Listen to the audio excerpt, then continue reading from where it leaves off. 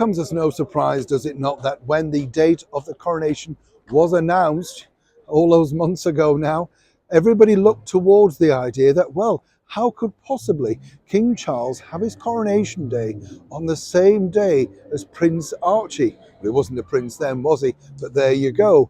Allegedly, Meghan Markle was furious, as was Prince Harry, because, well, wouldn't they be spending the day together? Well, seemingly not, and not when you think about the fact that those interviews for that dire docu-series with Netflix were already in the can, and Harry was very much underway with telling his story about Spare to the ghostwriter.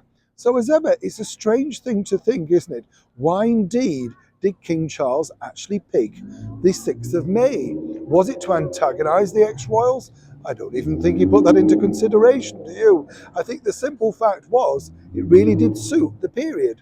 After all, he realised, and I don't mean this unkindly, but at his advanced age, he couldn't really wait, much longer, simply because, of course, people want to get on with it. They want to kickstart his reign as and when they can. But what's interesting to note is that particular coronation date, not necessarily all about Harry and Meghan as we can assume, but there was a simple fact of, well, a bit of historical value attached to it. As ever, let me explain. You see, the actual date is really a likely nod to royal family history. The King's great-great-grandfather, King Edward, the eldest son of Queen Victoria and Prince Albert, died on May the 6th in 1910. King Charles's great-grandfather, George King. Later, Charles's grandfather, King George, also held his coronation in May, albeit 6 days later on May the 12th in 1937. And who could forget, with Charles's mother, the then Princess Elizabeth, in attendance. So as you can see, why people are trying to speculate and say, oh, it's there just to upset, Harry and Meghan, there was no thought to it at all. Lots of historical things have happened in the month of May.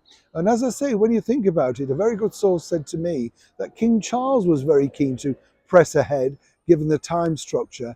And I do kind of think that when you look at it, how quick we've managed to turn this spectacular event around in a matter of months. And let's also not forget, on a more serious note, it's still very difficult for the King and the Queen Camilla and all members of the senior monarchy. When you think about it, they're still grieving the woman that we all loved and know for 70 years on the throne. But that's royalty, you see. It has to evolve and move on very quickly, whether you like it or not. So while some naysayers out there are saying, oh, Charles deliberately picked that date to antagonise the ex-royals, the true fact is there's a lot of great history associated with the month of May for British royalty. Neil Sean in the very heart of London.